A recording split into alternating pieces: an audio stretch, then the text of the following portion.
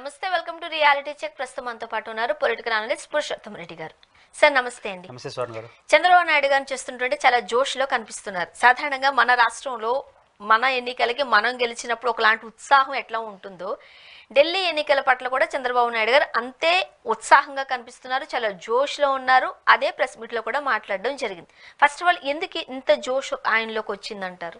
ఏమంటే చంద్రబాబు నాయుడు గారు జోష్ రావడంలో ఒక వాస్తవం ఏంటంటే ఆయన ఎన్నికల ప్రచారంలో పాల్గొన్నారు ఢిల్లీలో. ఆయన ప్రచారం చేసిన పార్టీ గెలిచింది. సహజంగా మనం బలపరిచిన పార్టీ గెలిచినప్పుడు సహజంగా నా వాటా కూడా ఉందని ఎవరు అనుకుంటారు. అది ఎంత ఉందనేది వేరే సంగతి. గెలిచింది ఇప్పుడు బీజేపీ కాబట్టి దాన్ని ఆయన సెలబ్రేట్ చేసుకుంటున్నాడు. ఆ యాంగిల్లో దాన్ని మొదట చూడాలి. అందులో చంద్రబాబు నాయుడు గారు ఎప్పుడైనా పాజిటివ్ యాంగిల్ని 100% ఉపయోగించుకుంటాడు. నెగిటివ్ యాంగిల్ని మినిమైజ్ చేస్తాడు, పాజిటివ్ యాంగిల్ని హైప్ చేస్తాడు. ఏ రాజకీయ నాయకుడికి ఉండాల్సిన మంచి లక్షణం అండ్ బ్రాడ్గా. కాబట్టి ఇప్పుడు ఢిల్లీలో గెలిచారు కాబట్టి రెండోది బీజేపీ నాయకులతో నేను బాగున్నాను అనిపించుకోవడానికి పనికొస్తుంది. ఇక్కడ ఖచ్చితంగా చంద్రబాబు నాయుడు గారు అలా స్పందించడం తప్పులేదు. ఆయన భాగస్వామ్యం కూడా ఉంది. ఎంత భాగస్వామ్యం అనేది దట్ ఈస్ డిఫరెంట్. ఆయన పోయి ప్రచారం చేశాడు. మీరు మహారాష్ట్ర ఇంత పెద్ద ప్రెస్ మీట్ పెట్టలేదు ఆయన. అదే కదా. ఢిల్లీలో ఎందుకంటే మహారాష్ట్రలో పవన్ కళ్యాణ్ కూడా వచ్చినాడు. ఇప్పుడు ఈయన ఒకడే పోయాడు, పవన్ కళ్యాణ్ పోలా. కాబట్టి ఒకడే పోయాడు కాబట్టి ఈజీగా తన వల్ల గెలిచిందని చెప్పాల్సిన అవసరం లేదు. దాన్ని సెలబ్రేట్ చేసుకుంటే బీజేపీని గెలిపించడం నేను ఒక పాత్ర పోషించాను అని చెప్పుకోవడానికి బాగుంటుంది. కాబట్టి ఆయన సహజంగానే స్పందించినట్టుగా చూడాలి. ముఖ్యంగా ఢిల్లీలో జరిగిన ఎన్నికలకి సంబంధించిన తీరుకి, అక్కడున్న పరిణామాలకి, పరిస్థితులకి ఏపీకి ముడిపెట్టి రకరకాల సందర్భాలలో రకరకాల విషయాల గురించి చంద్రబాబు నాయుడు గారు ప్రస్తావించారు. 1 by 1 వెళ్దాం. ముఖ్యంగా మొన్న జగన్మోహన్ రెడ్డి గారు ఈసారి నేను చాలా భిన్నంగా ఉంటాను, 1.0 అంతగా ఏమీ లేకపోయినా 2.0 మాత్రం ఖచ్చితంగా ఒక డిఫరెంట్ షేడ్ మీలో నాతో చూస్తారని క్లియర్గా చెప్తే దాన్ని ఉద్ఘాటిస్తూ చంద్రబాబు నాయుడు గారు మాట్లాడారు. అదొక మానసిక బలహీనత అన్నట్టు కూడా చూపించారు. ఏమంటారు? అంటే 2.0 అని ఆయన చెప్పలేదు. ఆడ పాల్గొన్న ఇంకసారి అధికారంలోకి వస్తే అది కొత్త కోణం చూస్తారు. అది కడింది కార్యకర్తలను దృష్టిలో పెట్టుకొని. అంటే మొదటిసారి పరిపాలించినప్పుడు కారణాలు ఏమైనా నేను ప్రజా సంక్షేమం అట్లా వెళ్ళిపోయినాను, మిమ్మల్ని సరిగ్గా పట్టించుకోలేదు, ఈసారి వచ్చే జగన్ అలా ఉండడు అని 2-3 సార్లు చెప్పడానికి చెప్తున్నప్పుడు కింద నుంచి కార్యకర్తలు 2.0 అన్నారు. ఓకే, 2.0 సెకండే కదా. 2.0 అంటే రెండో కోణం చూస్తారని. ఆయన రెండో కోణం ఏం చెప్తున్నాడు? ఒకటి, మా పార్టీ కార్యకర్తలను ఇబ్బంది పెట్టిన వాళ్ళ సంగతి చూర్చడంలో. రెండోది ప్రధానంగా చెప్తుంది కేడర్ని పట్టించుకుంటాను అన్నాడు. తప్పే ఉంది, నేను ఇన్ని రోజులు కేడర్ని పట్టించుకోలేదు, ఇంకా పట్టించుకుంటాను ఆయన చెప్పుడు. ఆయన ఇష్టం, అది చెప్పాలి కూడా. పార్టీని యాక్టివేట్ చేయకుండా మొదటిసారి మిమ్మల్ని పట్టించుకోలేదు, రెండోసారి వచ్చినప్పుడు అప్పుడు కూడా పట్టించుకోవాలని చెప్తాడు ఎవరైనా నాయకుడు. కాబట్టి ఆయన చెప్పాడు. దాన్ని మానసిక రోగం అంటే ఏదో అట్లానే చంద్రబాబు గారు 2 అంటే కార్యకర్తలను పట్టించుకోవడంలో కన్నా రెండోసారి గెలుస్తాననేది. రెండోసారి గెలడం మానసిక రోగం అంటే రెండోసారి ఓడిపోతానని చెప్పాలనా? 19లో 24లో ఓడిపోయినాను, ఇప్పుడు కార్యకర్తలతో అంటే మీటింగ్ చేసుకొని మీరేం భయపడద్దంటే 29లో ఓడిపోతానని చెప్తాడా? ఇప్పుడు చంద్రబాబు గారు చెప్తారా? 3.0 చెప్తాడు కదా. ఇప్పుడు రెండోసారి గెలిచినాడు, రేపు 3.0 చెప్తాడా? సార్లే ఒకసారి ఓడిపోయి ఈసారి జగన్కి ఇద్దామంటాడా? ఏ నాయకుడైనా గెలుస్తామని చెప్తాడు. రెండోది మళ్ళీ అధికారంలోకి వస్తామనేది మానసిక రోగం అంటే ఆ రోగం రాజకీయాలు అవసరం. మళ్ళీ గెలుస్తామనే రోగమే రాజకీయ పార్టీకి, లేకపోతే ఇంకా పార్టీ పనికిరాదు. ఇప్పుడు చంద్రబాబు గారికి ఆయన దృష్టిలో రోగం కావచ్చు కానీ నా దృష్టిలో అది బలం. చంద్రబాబు గారు ఆ బలం ఉంది కాబట్టి 2014 ఎన్నికల ముందు చంద్రబాబు గారి పార్టీ డిపాజిట్లు కోల్పోయింది. ఈ కంబైన్డ్ స్టేట్ ఉన్నప్పుడు జగన్ జైల్లోకి వెళ్ళడంతో డిపాజిట్లు కోల్పోయింది. మళ్ళీ గెలుద్దామనేది రోగం కాకుండా బలంగా ఉంటుంది కాబట్టి చంద్రబాబు గారు 14లో గెలిచాడు. ఆ కాన్ఫిడెన్స్ ఆయనకి లేకపోతే పార్టీ వదిలేసి ఉంటాడు. కానీ యాక్చువల్గా ఎప్పుడైతే చంద్రబాబు నాయుడు గారు ఈ మీట్ పెట్టి మాట్లాడారో వెంటనే మరికొంతమంది వాళ్ళ వాయిస్ వినిపిస్తున్నారు. 2019 ఎన్నికలు ఈ చంద్రబాబు నాయుడు గారు ఓడిపోయిన తర్వాత మనం చూసినప్పుడు ఇక అయిపోయింది పరిస్థితి. అంటే నెక్స్ట్ టైంకి ఆయన వయసు పనిచేయదు, నారా లోకేష్ ఇంకా పుంజుకోలేదు, ఆల్మోస్ట్ టీడీపీ ఖతం. జగన్మోహన్ రెడ్డి గారు అన్నట్టు వరుసగా 4-5 సార్లు జగన్మోహన్ రెడ్డి గారు సీఎం అవుతారని అందరూ అనుకోలే.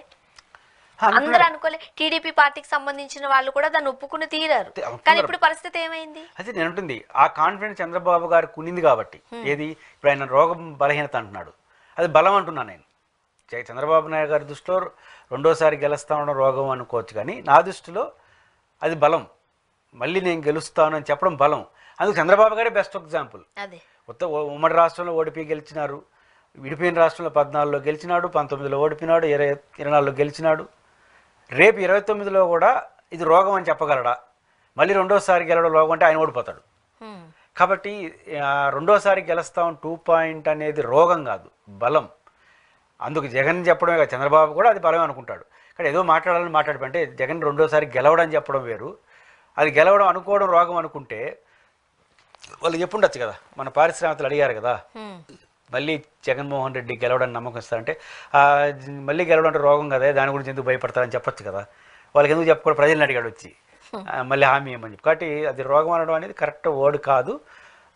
అది చంద్రబాబు నాయుడు గారు కూడా ఉంది కాబట్టి ఆయన ఇప్పుడు ఈరోజు కూడా సక్సెస్ఫుల్ పొలిటీషియన్గా ఉన్నాడు అనేది గుర్తుపెట్టుకోవాలి. మరీ ముఖ్యంగా జగన్మోహన్ రెడ్డి గారు ఓన్లీ సంక్షేమ పథకాలను ప్రవేశపెట్టడంలోనే, ఆ బట్టన్ నొక్కే కార్యక్రమంలోనే ఆయన ఓడిపోయారు, దానివల్లే ప్రధాన కారణమని చెబుతూ ఉన్నారు. ఇప్పుడు ఆ టాపిక్ని మళ్ళీ తీసుకొచ్చారు. బట్టన్ నొక్కి పథకాలు పంచిపెట్టి అన్ని ప్రభుత్వాలు ఓడిపోతాయని ఇదొక నిదర్శనం అన్నారు. ఏం జరిగింది ఢిల్లీలో? అట్లా నా పాయింట్ ఏంటంటే సంక్షేమ పథకాలు అమలు చేస్తే వాళ్ళు గెలవరు, అది కష్టం అని చెప్పినట్టు మాట్లాడాడు. దానికి 2 రాష్ట్రాలు, ఇటు ఫెయిల్యూర్ పాలసీ అరవింద్ కేజ్రీవాల్ది, ఇక్కడ జగన్మోహన్ రెడ్డిది. ఇక్కడ జగన్మోహన్ రెడ్డి ప్రస్తావన ఈరోజు అనవసరం కానీ తీసుకొచ్చాడు. అంటే జగన్ నామస్మరణ ఏడబోయినా వదలడు, దావోస్ పోయినా వదలరు, ఢిల్లీ పోయినా వదలరు, ఏడబోయినా వదలరు. నా పాయింట్ ఏంటంటే అసలు అరవింద్ కేజ్రీవాల్తో జగన్మోహన్ రెడ్డి తన జీవితంలో ఎప్పుడు మాట్లాడినట్టుగా మీకు తెలియదు, నాకు తెలియదు. ఆయనతో కలిసి రాజకీయం చేశాడు చంద్రబాబు నాయుడు. ఇప్పుడు ఆయన రాజకీయ నాయకుడే కరెక్ట్ కాదని చంద్రబాబు గారు నమ్ముతున్నాడు కదా, ఆయన్ని జగన్తో పోలుస్తున్నాడు. అసలు ఆయనతో సహవాసం చేశాడు చంద్రబాబు నాయుడు గారు. మోడీ గారికి వ్యతిరేకంగా ఫైట్ చేయడం, ఆయన విజయవాడ పిలిచి ఆయనతో మీటింగ్ అని పెట్టించినాడు, కలిసి రాజకీయం చేసినాడు. కలిసి ఆయనతో రాజకీయం చేసి మళ్ళీ ఆయన పనికినాడు అని మాట్లాడితే ఏమైనా అర్థం ఉందా? కాబట్టి జగన్కి అరవింద్ గారు పోలిక చేసే ముందు అసలు జగన్ అనే వ్యక్తి ఏ రోజు అరవింద్ కేజ్రీవాల్తో మాట్లాడకపోగా ఢిల్లీకి పరిమితమైన అధికారాలు ఇస్తూ పార్లమెంటు కుదించేపినప్పుడు జగన్ బీజేపీని సమర్థించినాడు, అరవింద్ కేజ్రీవాల్ని సమర్థించలేదు. కాబట్టి జగన్ అనే వ్యక్తి ఏ రోజు అరవింద్ కేజ్రీవాల్తో రాజకీయంగా కానీ మానసికంగా కానీ ఫోన్లో మాట్లాడినట్టు మనకు తెలియదు. ఆంతరికాడికి ఏమన్నమాట ఆయనతో కలిసి సావాసం చేసిన చంద్రబాబు నాయుడు గారు. ఇప్పుడు ఆయన్ని జగన్తో పోల్చడం, అంతో స్నేహం ఉంటే మీకే ఉండాలి ఆయనతో. రెండో మాట కూడా అన్నాడు, ఆ కమ్యూనిస్టుల పట్ల ఒకప్పుడు గౌరవం ఉండేది, కాలక్రమేణా అది గౌరవం పోయింది, కాలానుగుణంగా మారాలి అంటాడు. అంటే కమ్యూనిస్టులు మారాలంటే ఆయన కూడా బీజేపీతో పొత్తు పెట్టుకోవాలన్నా? కమ్యూనిస్టులు ఎప్పుడు బీజేపీతో పొత్తు పెట్టుకోరు.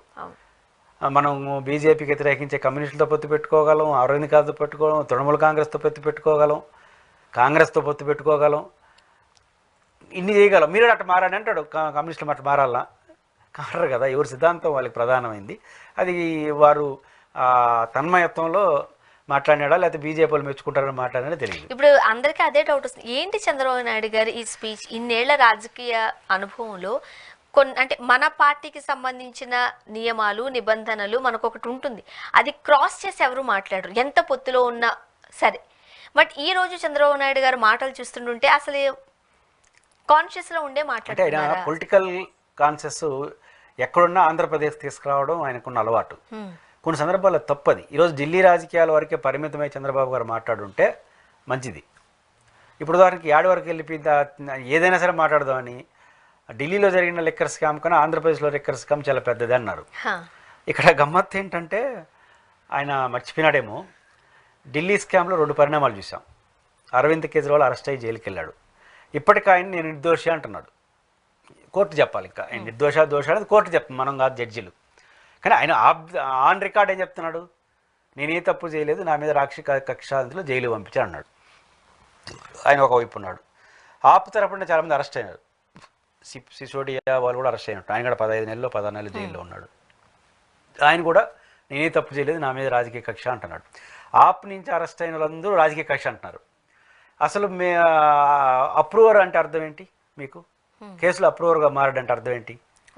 తప్పును ఒప్పుకొని నాకు తెలిసిన నిజాలని విచారణ సంస్థ చెప్తానని అప్రూవర్గా మారిపోవడం. అప్రూవర్గా మారిపోయింది ఎవరు? ఆంధ్రప్రదేశ్ నుంచి ఒంగోలు ఎంపీగా పోటీ చేసిన వాళ్ళ అబ్బాయో ఎవరు అనుకుంటాను, మాగంట కుటుంబానికి సంబంధించిన వ్యక్తి అప్రూవర్ మారాడుగా. అరే కదా జైల్లో పోకుండా వచ్చేసింది. ఇప్పుడు అప్రూవర్ గారు మారిన అన్నాడు, తెలుగుదేశం ఎంపీగా ఉన్నాడు. అంటే ఆ కేసులో మాకు సంబంధం లేదు, మాకైనా కక్షతో కేసు పెట్టారన్న ఆయనేమో తప్పట, మేము ఆ కేసు నిజమే ఒప్పుకునేస్తున్నాం, అప్రూవర్గా మారిపోతున్నాం, సహకరిస్తాం మీకు అని చెప్పిన ఆయన పార్టీలో ఎంపీకి గెలిపించిన మనమేమో కరెక్ట్.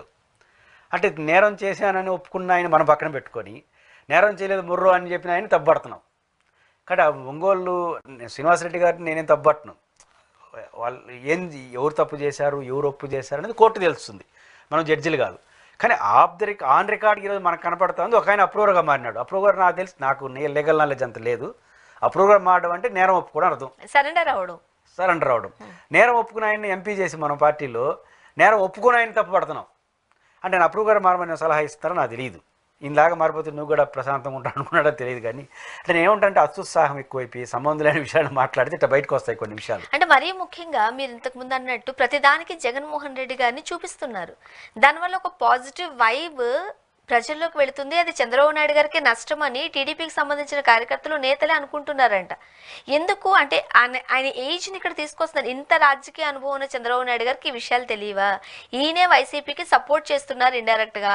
సో ఇది ప్రస్తుతం టీడీపీలో మాట్లాడుకుంటున్న మాటలు. అంటే ఇక్కడ ఏమవుతుందంటే చంద్రబాబు నాయుడు గారు మన జగన్మోహన్ గారు అసెంబ్లీకి పోవట్ల, అది నిజంగా బలహీనమైన స్టెప్గా మనం చాలాసార్లు అనుకున్నాం.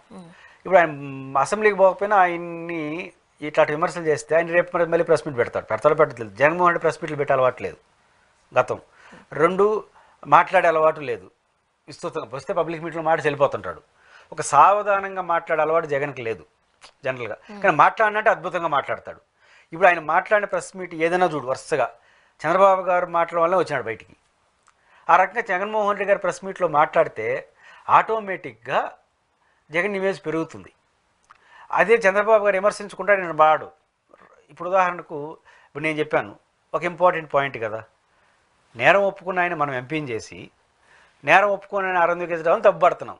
ఇప్పుడు జగన్ నేను చెప్తే మనం చాలా తక్కువ మంది చూస్తారు. అదే జగన్ వచ్చి వీధిలోకి వచ్చి అదే నేరం ఒప్పుకున్నాను మీ పక్కన ఎంపీగా చేసుకున్నావు నా పార్టీని తీసుకొని మరి నేను అందుకే టికెట్ లేదంటాడు రేపు జగన్. ఎందుకు టికెట్ లేదో మనకు తెలియదు. దాంట్లో నేరం ఒప్పుకున్నాడు కాబట్టి నేను ఇవ్వలేదు అంటాడు రేపు తెల్లారితో. నేను ఎవరో నువ్వు నేరం ఒప్పుకున్నావు నువ్వు ఇచ్చినావు, నేరం ఒప్పుకుని అరవింద్ కేజ్రీవాల్ నువ్వు కూడా మాట్లాడతావు.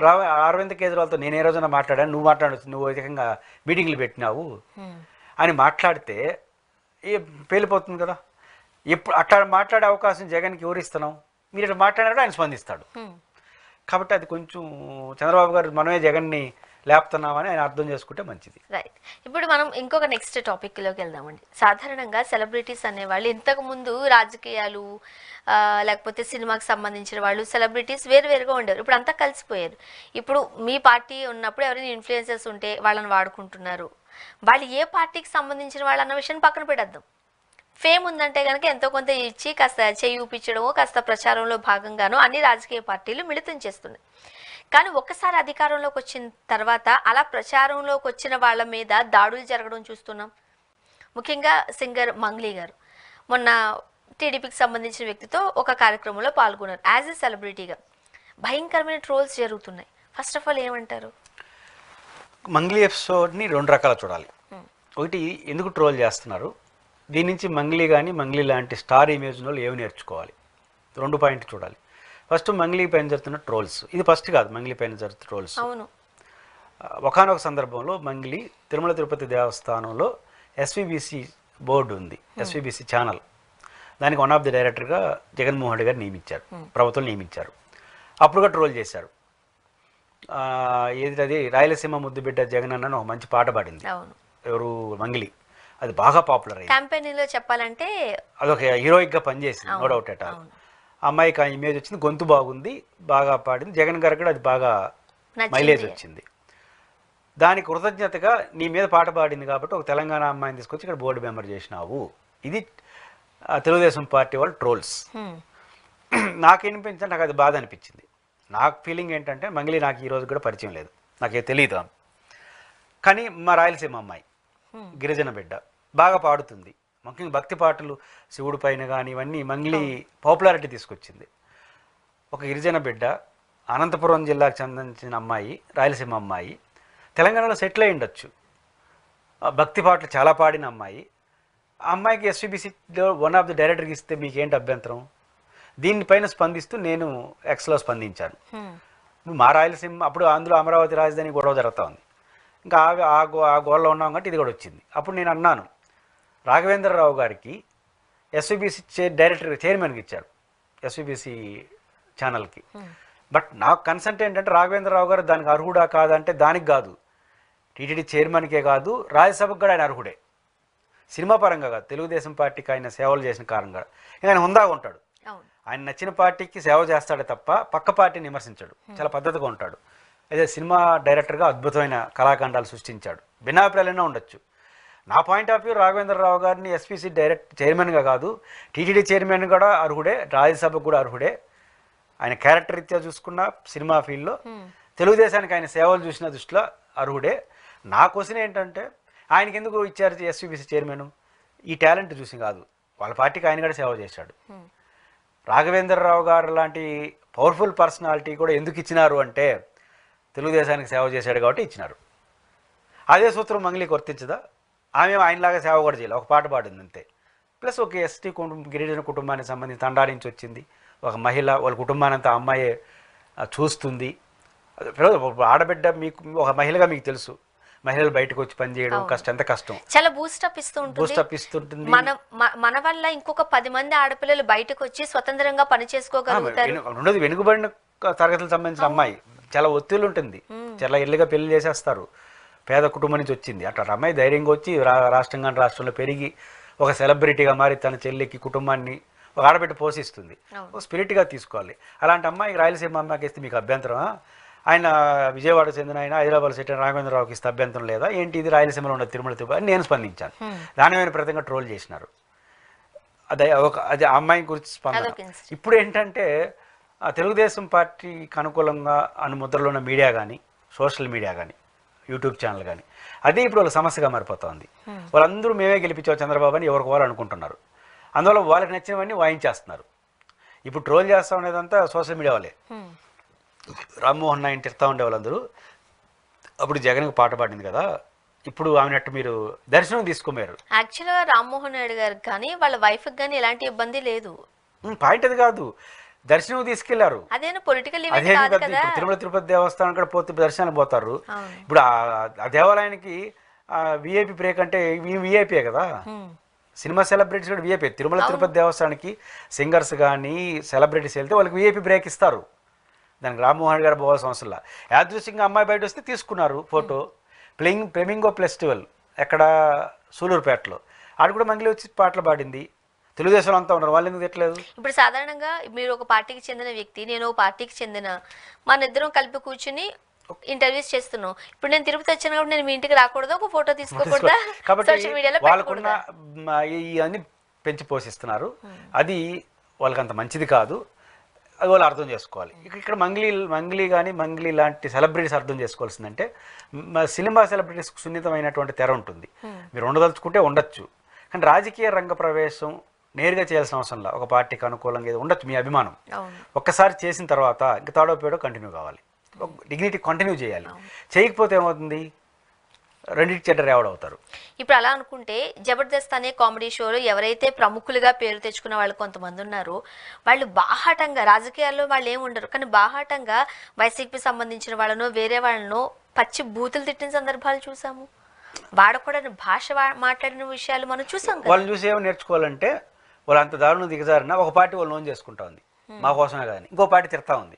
ఇప్పుడు మంగ్లీ పరిస్థితి ఏమైందంటే అమ్మాయికి తెలుసో తెలియకో పవన్ కళ్యాణ్ సంబంధించి ఏదో సినిమా ఫంక్షన్లో పాల్గొని ఉప ముఖ్యమంత్రి అయిన సందర్భంగా భావోద్వేగానికి గురవుతుంటే ఏదో చెప్పేసి తెలియక మాట్లాడేసింది. దాన్ని వైసీపీ రివర్స్ అయినారు. 5 ఏళ్ల పాటు మా జగనన్న ఇచ్చిన అవకాశాన్ని ఉపయోగించుకుని మళ్ళీ ఆయన దగ్గర పోతావా, అందరూ ఓడిపోయినది చెప్పి వాళ్ళకు దూరం అయ్యి ఈ పక్క కొంచెం మర్యాద కొందామని పోతే వాళ్ళు ఎడతెడుతున్నారు. కాబట్టి సెలబ్రిటీస్గా ఉండే వాళ్ళు అందరూ గమనిస్తుంటారు. కాబట్టి రాజకీయ రంగ ప్రవేశం చేయనంత వరకు ఓకే, చేసి మీరు సపోర్ట్ చేసినప్పుడు మౌనంగా వాళ్ళతో ఉండిపోవడం మంచిది. కానీ ఇక్కడ ఇంకొకటి ఉంది సార్, ఇప్పుడు స్వతహాగా నాకున్న అభిప్రాయానికి సంబంధించి అది పక్కన పెడితే ఖచ్చితంగా ఇన్ఫ్లుయెన్సర్స్ ఎవరైనా ఉన్నది కమర్షియల్గానే ఉంటారు. మీరు వచ్చారు, మీరు ఒక ప్రోడక్ట్ పట్టుకుని వచ్చారు, నా తరపున ఈ ప్రోడక్ట్కి సంబంధించి మాట్లాడమ్మా, నేను నీకు ఇంత అమౌంట్ ఇస్తాను, కమర్షియల్. అది రాజకీయ పార్టీకి సంబంధించిన వాళ్ళు కూడా అలానే ఉన్నారు, ఫ్రీగా ఎవరు చేసేదైతే లేదు. సో నువ్వు డబ్బులు తీసుకుని చేసేటప్పుడు నీ కోసం డబ్బులు ఇస్తున్నారు కాబట్టి చేస్తాం. ఆ పార్టీయో లేకపోతే మీతోనో నేను ఏమంటారు అభిప్రాయాలకి నేను తలొగ్గుతున్నానని కాదు కదా.